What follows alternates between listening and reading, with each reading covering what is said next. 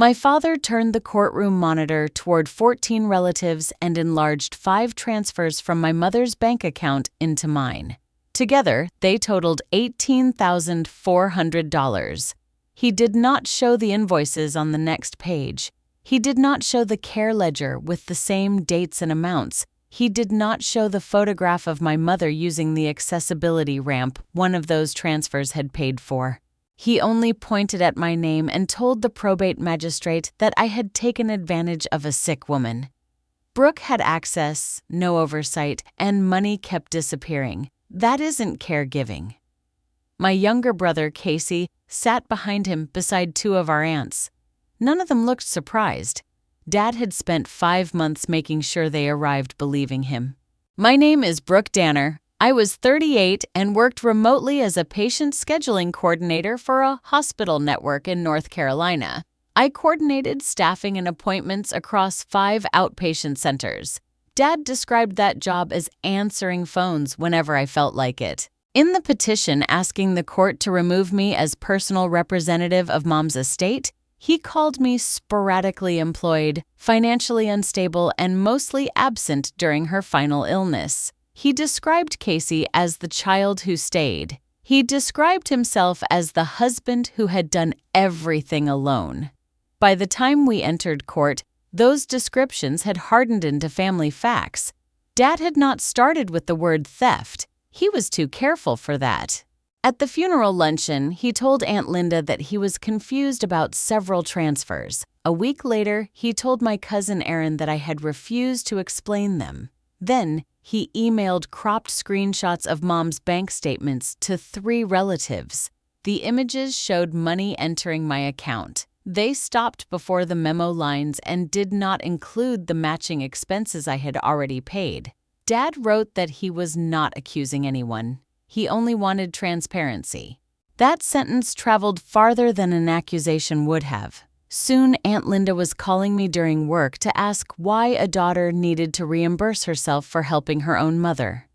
Erin wrote in the family group chat that grief was hard enough without someone treating an estate like a paycheck. A cousin I had not spoken to in 2 years told me decent people did not hide behind paperwork. I attached a short accounting summary to the group chat. Dad replied before anyone discussed a single number. Your mother has been gone 6 weeks, and this is how Brooke chooses to speak to her family. The discussion immediately shifted from the money to my tone. When I refused to post my full personal bank statements for every relative to inspect, Dad said that was the moment he became truly concerned. I offered to give the relevant pages to the estate attorney. He told the family I had agreed to release records only after lawyers became involved. Every boundary became another piece of evidence against me. If I explained too much, I was overwhelming a grieving widower with spreadsheets. If I explained too little, I was hiding something. If I said Mom had authorized the care, Dad said she had been weak and easily influenced. If I admitted she sometimes had difficult days, he said she could not understand what she signed. He had built a story in which every answer led back to guilt. The hardest part was that he used truths inside the lie. Dad had cared for Mom every day. He cooked, did laundry, and slept lightly because he was afraid she would fall. By the end, he looked 10 years older. He was exhausted, scared, and angry at a life he could no longer control. I never denied what he carried, but Dad believed hands-on care gave him authority over every other kind of care, including decisions Mom made about her own money. He also understood our family well enough to know which version they would accept. Casey lived 10 minutes away. I lived 90 miles away. Casey could stand beside a repairman and become the son who fixed the furnace. I could find the warranty, schedule the visit, pay the deposit, and join the call from work. And none of that counted because I had done it through a screen. That pattern existed long before Mom became ill. I helped preserve it by staying quiet. Correcting Dad usually became a lecture about needing credit, and silence took less energy. By the time Mom needed serious care, Our family had years of practice treating visible presence as the only labor worth remembering. Mom's pulmonary disease worsened after 2 hospital stays. Her doctors recommended overnight help because she was struggling to move safely through the house. Dad rejected one agency because he did not want strangers in the hallway. He rejected another because the rate made him angry. Then, he left Mom alone one evening to attend a county contractor's dinner. She became short of breath while trying to reach the bathroom and fell in the hallway.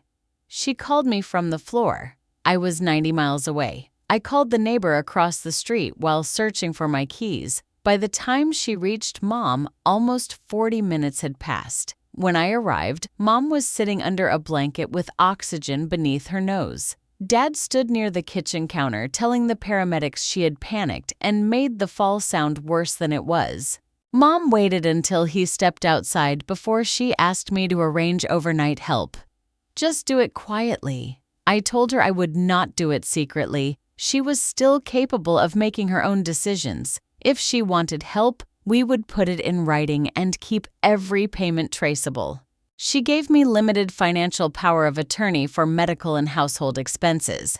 The document required records, so I kept them. Every agency invoice, pharmacy balance, equipment charge, and reimbursement went into a shared folder. I also kept a green 3-ring binder on the desk beside her recliner.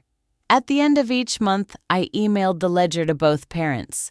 Dad never replied with a correction. He did complain. He said the aides made him feel like a guest in his own house. He said the oxygen supplier charged too much. He said the new ramp made the porch look like a clinic. Mom used that ramp the morning after it was finished. I stood below her while she held the rail and walked down without Dad or me lifting her.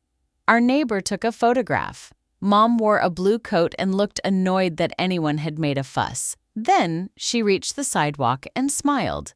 One of the transfers Dad displayed in court paid me back for that ramp.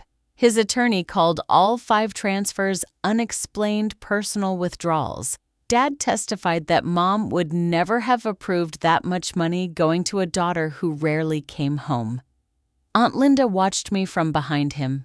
3 months earlier, she had told me a real daughter would have moved back. When I asked whether Casey was expected to leave his job, she said Casey had responsibilities. I had responsibilities too. They were simply the kind my family had learned not to see. The hearing was not a criminal trial. Dad wanted the court to suspend me while the estate was investigated. If he succeeded, he would control Mom's remaining accounts and the sale of her small rental cottage. Mom's will required the cottage to be sold and the estate divided equally between Casey and me after Dad received the share set out in the estate plan. Dad had already promised Casey the cottage would stay in the family. He did not have the authority to make that promise. Removing me would give him the control he needed to try. The magistrate asked whether I had provided an accounting. My attorney said we had produced 186 pages with supporting records. Dad's attorney said the documents had been assembled only after the dispute began. Aunt Linda shook her head before the magistrate finished reading the first page. Then the magistrate asked Dad why he had not raised these concerns while Mom was alive. Dad said he had never seen the transfers until after her death. I looked at my attorney. We could prove he had seen the accounting. What we could not yet prove was how much he understood or what he had done with the original records afterward. That was why he was still smiling.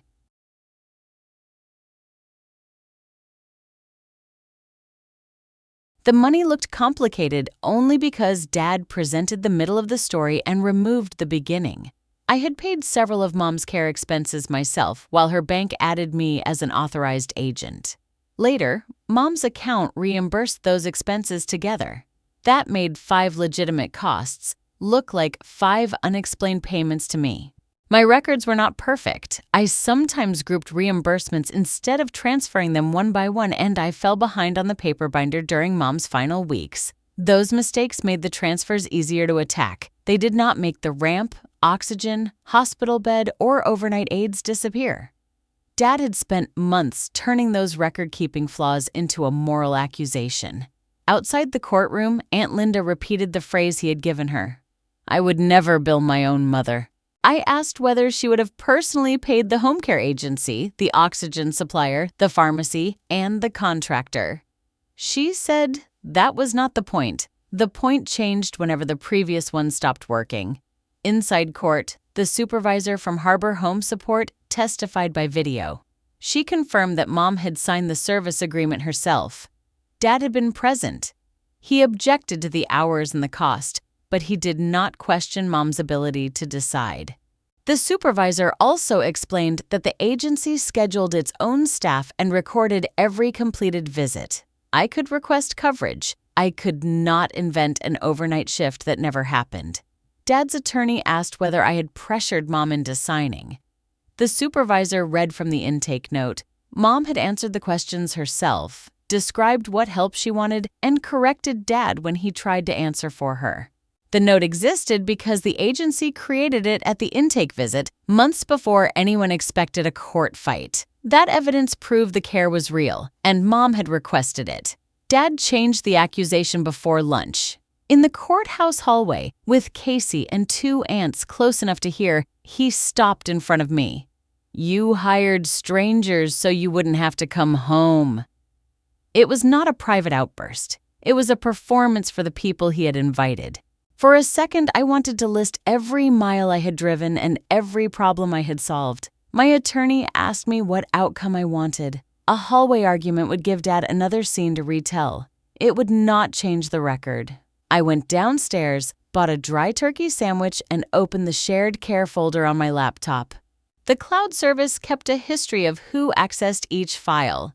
Dad's email address appeared beside several monthly ledgers. I requested a formal activity report with dates and download records. The report showed he had opened or downloaded 9 monthly ledgers while Mom was alive. He downloaded the final complete version 11 days after she died. That did not prove he had studied every line. It did prove the accounting had been available to him. When court resumed, my attorney asked whether Dad used the family email address shown on the report. He said yes. She asked whether he had opened the care folder. He said he might have looked at photographs but had never seen financial records. Then she displayed the access history. 9 dates appeared beside his address. On 4 of them, he had opened the ledger within hours of receiving my monthly email. Dad leaned toward the screen. "Opening a file doesn't mean I read it." Aunt Linda nodded. Dad's attorney said I knew my father disliked spreadsheets and had buried important information inside a digital folder. In the elevator afterward, Aaron told me there was a difference between sending someone a document and explaining where his wife's money was going. Casey said technical records did not change the fact that money entered my account. Dad had lost one claim, but he still controlled the meaning. He no longer said the accounting had never been available. Now he said I had made it deliberately difficult to understand. That evening, the family group chat filled again. Aunt Linda wrote that older people should not be expected to navigate cloud folders. Aaron said I had used my job to build a paper trail no normal family member could follow. A cousin asked why the money needed to pass through my account at all. I answered once. I said I had paid the expenses first and reimbursed them later. Dad replied with a photograph of himself beside Mom's hospital bed. Then he wrote, "Your mother needed a daughter, not an administrator." Aunt Linda added a heart beneath the message. Mom had needed both. She needed someone beside the bed. She also needed someone to fix an oxygen order when the supplier used an expired insurance code. She needed someone to replace an aide who canceled at 6 in the morning. She needed someone to notice when the pharmacy balance was wrong. Dad had benefited from every invisible task while teaching the family to treat those tasks as proof that I did not love her. The next morning, my attorney showed the magistrate how the reimbursements matched my earlier payments. The ramp was the simplest example. My card had paid the contractor. 3 days later, Mom's account repaid the exact amount. The ledger listed the contractor and the purpose. Dad's attorney did not claim the ramp was fake. He argued that Mom might not have authorized the reimbursement. The accusation shifted again. First, the expenses had not existed. Then they existed, but I had hidden them. Now they were real, but Mom might not have understood them. Dad testified that she had become forgetful and signed whatever was placed in front of her. He did not mention that he continued letting her sign checks, insurance forms, and tax documents when those decisions suited him. He questioned her capacity only when her decision limited his control. The magistrate asked whether he had contacted Mom's doctor, bank, attorney, or adult protective services while she was alive. He had not. Dad said he had been trying to protect the marriage from unnecessary conflict. Then, my attorney asked whether he had ever discussed the ramp reimbursement with Casey. Dad paused. He said he did not remember. Casey looked down at his hands. That was the first moment I knew the access report was not the most important thing he was hiding.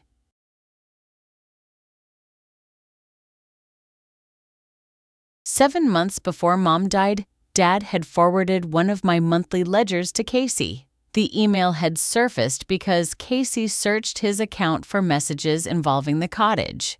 He thought it helped Dad.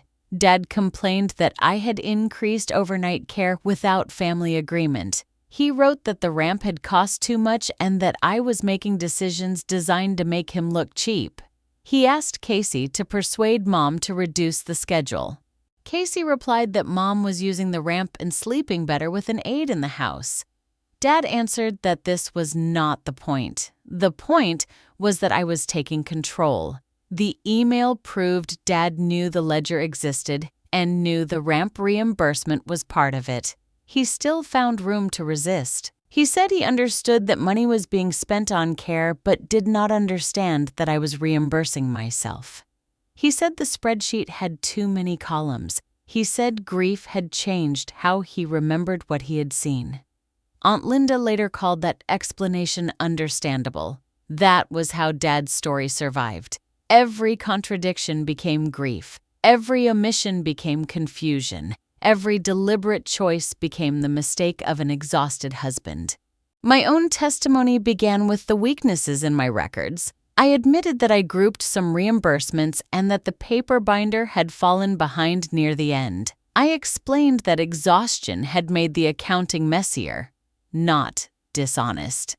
Dad's attorney asked why someone with a real hospital job would need Mom's money. His petition had called me financially unstable, so my attorney produced employment and payroll records under seal. There was no dramatic reveal. I had an ordinary job and a regular paycheck.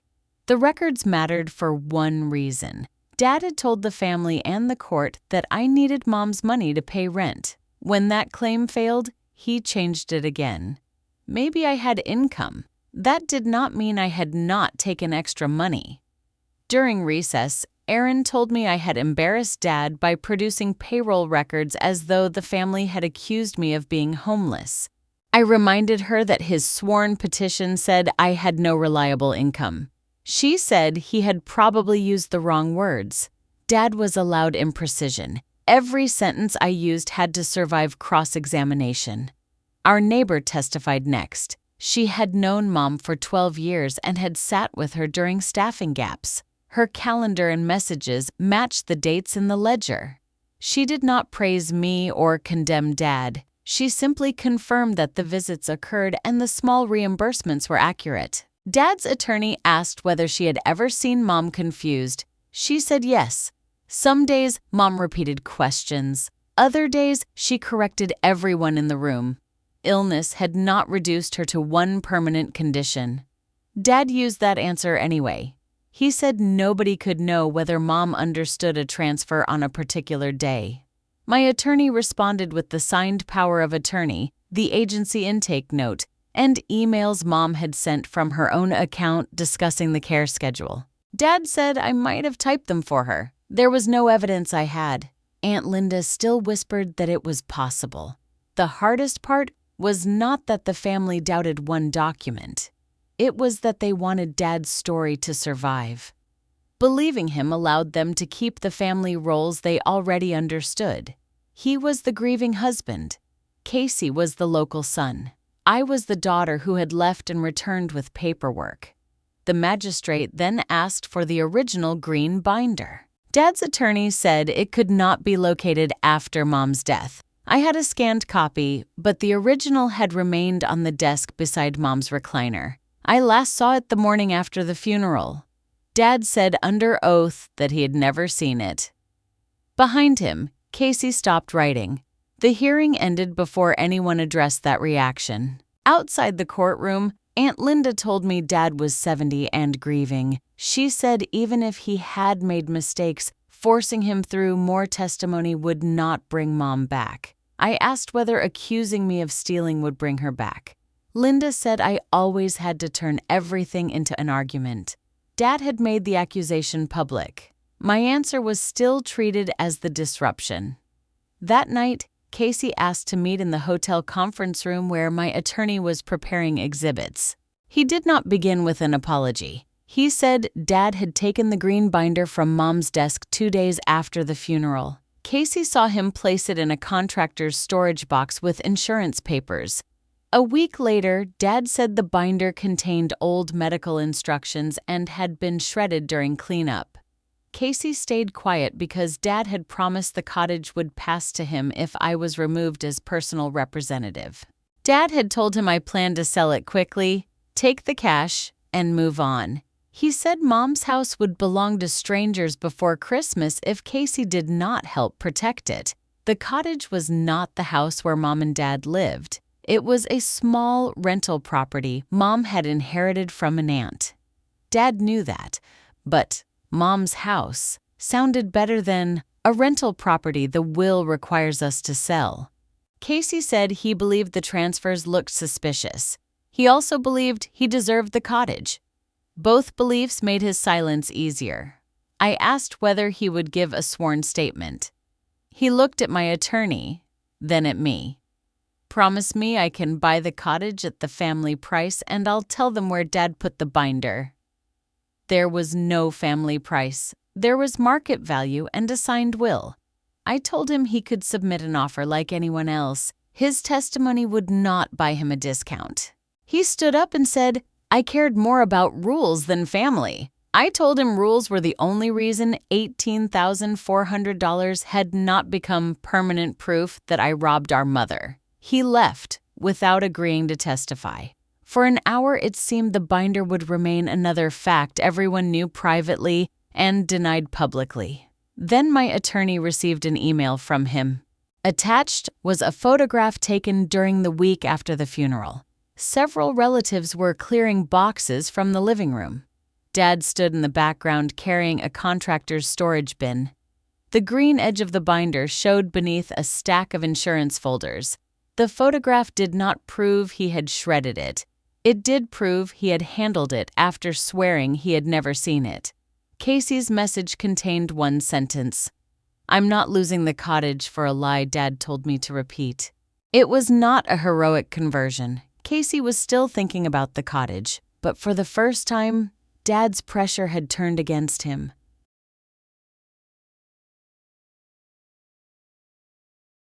Casey testified the next morning. The family gallery was fuller than before. Dad had called 2 additional cousins overnight and told them I was forcing Casey to choose sides.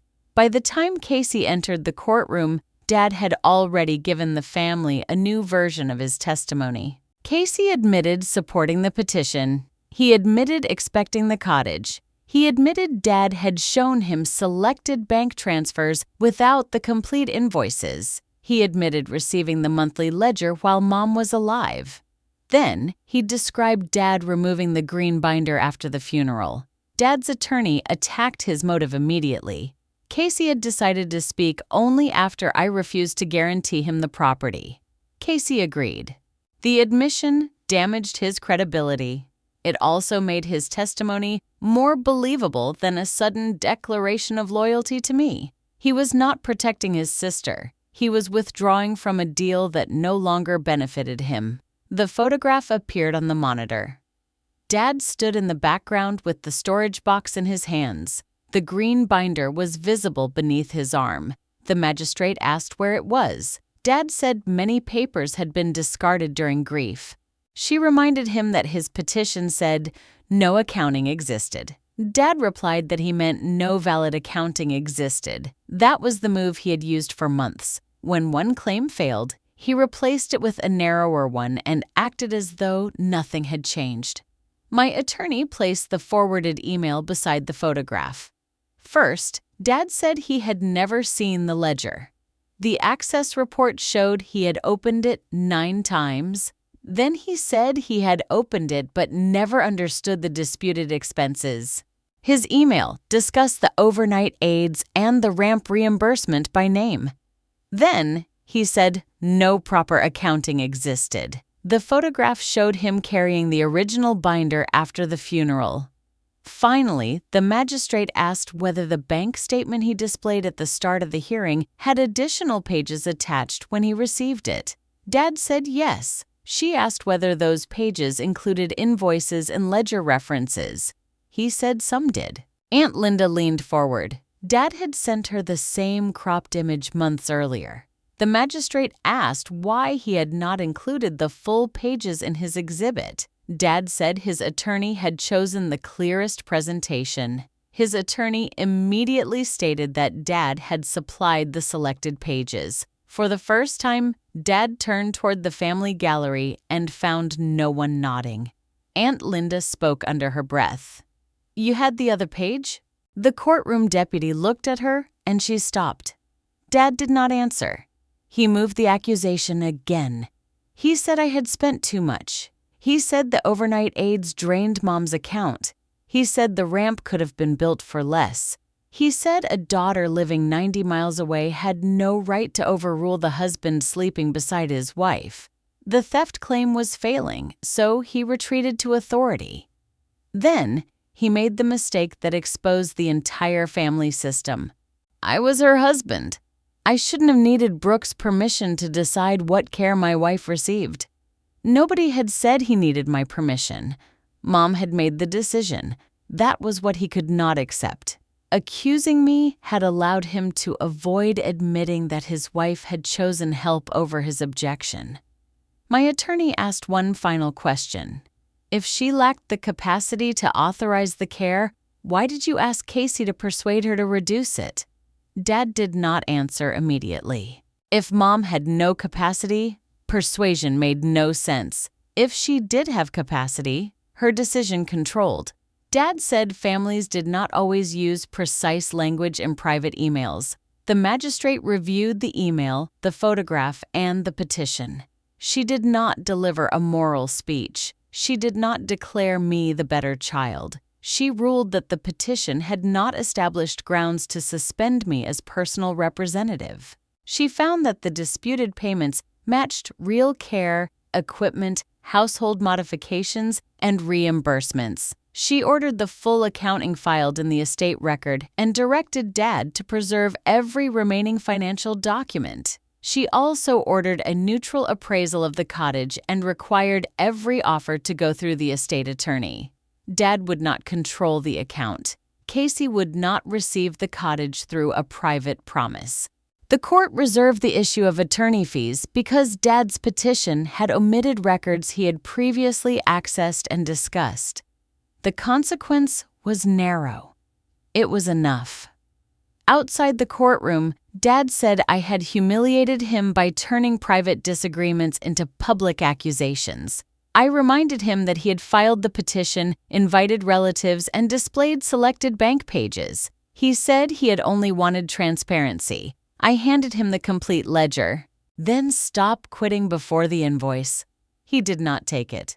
Aunt Linda did. She opened to the ramp reimbursement. The invoice sat behind the ledger entry. Behind that was the photograph of Mom in her blue coat, one hand on the rail.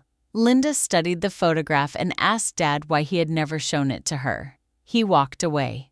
For 5 months, Dad had controlled the family by deciding which page they saw. That power ended when one of the people who believed him turned the page herself. The cottage sold 4 months later for its appraised market value.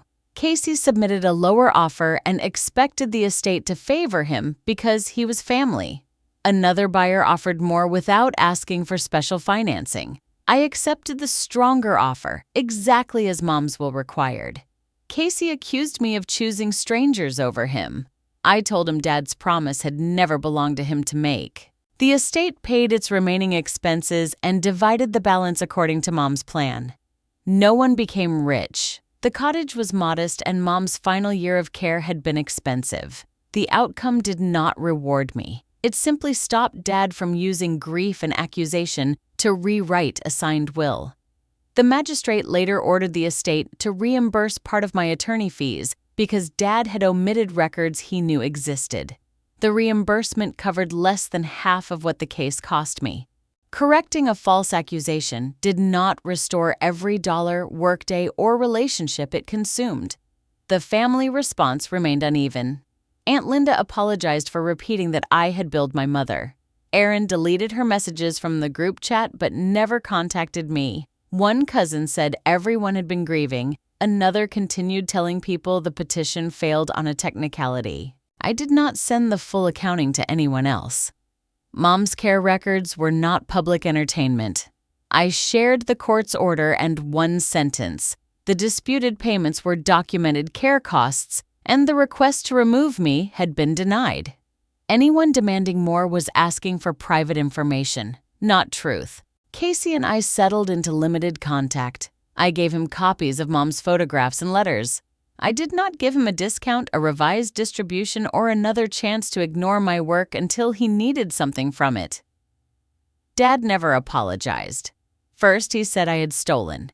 Then he said I had documented the money but spent too much. Then he said the hearing had been unnecessary because the estate would have required an accounting anyway.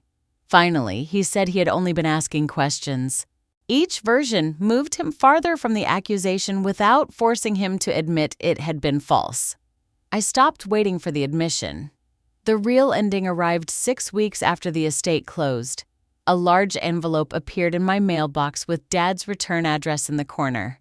Inside were his homeowner's insurance renewal, 2 medical bills, and a yellow sticky note. Handle these before the deadlines. There was no greeting and no request. He had spent months calling me a daughter who hid behind paperwork. Now that the case was over, he expected the administrator back. For years, I would have called the insurer, checked the bills, and made a list of what he needed to sign. I would have told myself that refusing made me petty. Instead, I put everything into a new envelope. I added the phone numbers printed on the first page of each document and mailed it back. Dad called when it arrived. I let the call go to voicemail. He said he could not believe I was punishing him over a misunderstanding. I saved the message with the estate file and did not call him back. Before closing the final archive, I rebuilt the green binder from the scanned records. I placed the monthly ledgers in order, attached the invoices, and added the bank confirmation showing the estate account had closed with a 0 balance. The final page was the photograph of Mom using the ramp.